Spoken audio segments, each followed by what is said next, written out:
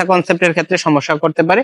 পাশাপাশি হচ্ছে যে দুধের যে আসলে মিল্ক প্রোডাকশন এক্ষেত্রে হ্যাম্পার করতে পারে। অনেক ক্ষেত্রে যে দুধ যে আসলে স্বাভাবিকভাবে যে প্রোডাকশনে বাধাগ্রস্ত হতে পারে। দেশ ও দেশের বাইরে থেকে যারা ভিডিওটি দেখছেন সবাইকে শুভেচ্ছা ও অভিনন্দন। তো আজকে আমি কথা বলবো আমরা আসলে একটি গাভী বাচ্চা দেওয়ার পরে কতদিন পরে আসলে কৃমিনাশক দিতে হবে, কিংবা কতদিন পরে কৃমিনাশক দিলে এটা পারফেক্ট সময়। তো আমরা অনেকে আসলে বিষয়টা জানি, আবার অনেকে জানি না। তো আবার অনেকে জানলেও আসলে বিষয়টা মানার চেষ্টা করি না। কিছু কিছু সময় এরকম অভিযোগ করি যে আসলে যদি কৃমিনাশক দেওয়া হয় এক্ষেত্রে দুধের কালার চেঞ্জ হয়ে যায়, দুধের কোয়ালিটি চেঞ্জ হয়। হ্যাঁ, আমি বলবো যে আসলে দুধের কালার চেঞ্জ হয়, তো এটার জন্য পরবর্তী ভিডিওতে আসলে দুধের কালার যাতে চেঞ্জ না হয় এটার জন্য কি ওষুধ খাওয়ানো লাগবে এটা নিয়ে ডিটেলস একটা ভিডিও তৈরি করব। তো আজকে বলবো যে কতদিন পরে, অর্থাৎ কত বাচ্চাদের কতদিন পরে কৃমিনাশক দিতে হয়। আমরা অবশ্যই জানি যে কৃমিনাশক দিতে হয় বাচ্চা দেওয়ার অবভিয়াসলি 40 থেকে 45 দিন পরে কৃমিনাশক দিতে হয়। অর্থাৎ যদি 40 থেকে 45 দিন পরে আমরা কৃমিনাশক দেই এক্ষেত্রে আসলে গরুর দুধের ক্ষেত্রে কিংবা গরুর কোনো সমস্যা হয় না। পরবর্তী যদি এর আগে দেই তো অনেক ক্ষেত্রে রিস্ক থেকে যায়, যেহেতু আসলে গরু আসলে বাচ্চা দিয়েছে কিংবা জরায়ুর কন্ডিশন কিংবা ইউট্রাস এক্ষেত্রে আসলে কিছুটা, অর্থাৎ স্বাভাবিক অবস্থায় ফিরে আসতে কিছু সময় লাগে। তো এক্ষেত্রে আমরা 45 দিন পরে কৃমিনাশক দিতে পারি।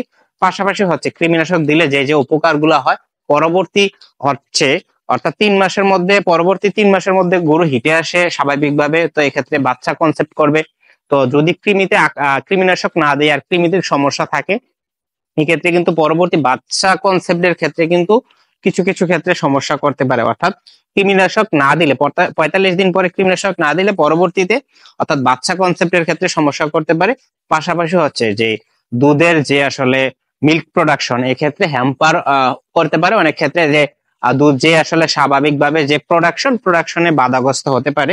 3 নাম্বার হচ্ছে শারীরিকভাবে এটা আসলে শারীরিক যে কন্ডিশন, অর্থাৎ শারীরিক দৈহিক বৃদ্ধি ওইটার ক্ষেত্রে বাধাগ্রস্ত হতে পারে। যেমন অনেক ক্ষেত্রে দেখা যায় কৃমিতে আক্রান্ত থাকলে দিন দিন গরু আসলে দুধের গাভী শুকিয়ে যায়, কিংবা বাচ্চা দেওয়ার পরে গরু শুকিয়ে যায়। তো এই ক্ষেত্রে অবশ্যই আমাদের মাথায় রাখতে হবে যে বাচ্চা দেওয়ার 45 দিন পরে অবশ্যই গরুকে কৃমিনাশক দিতে হবে। যদি কৃমিনাশক দেই এক্ষেত্রে গরু সুস্থ থাকবে, পরবর্তী বাচ্চা কনসেপ্ট করার ক্ষেত্রে আসলে খুব খুব সম্ভাবনা থাকবে। আর আরেকটি বিষয় হচ্ছে দুধের প্রোডাকশনে কোনো সমস্যা হবে না।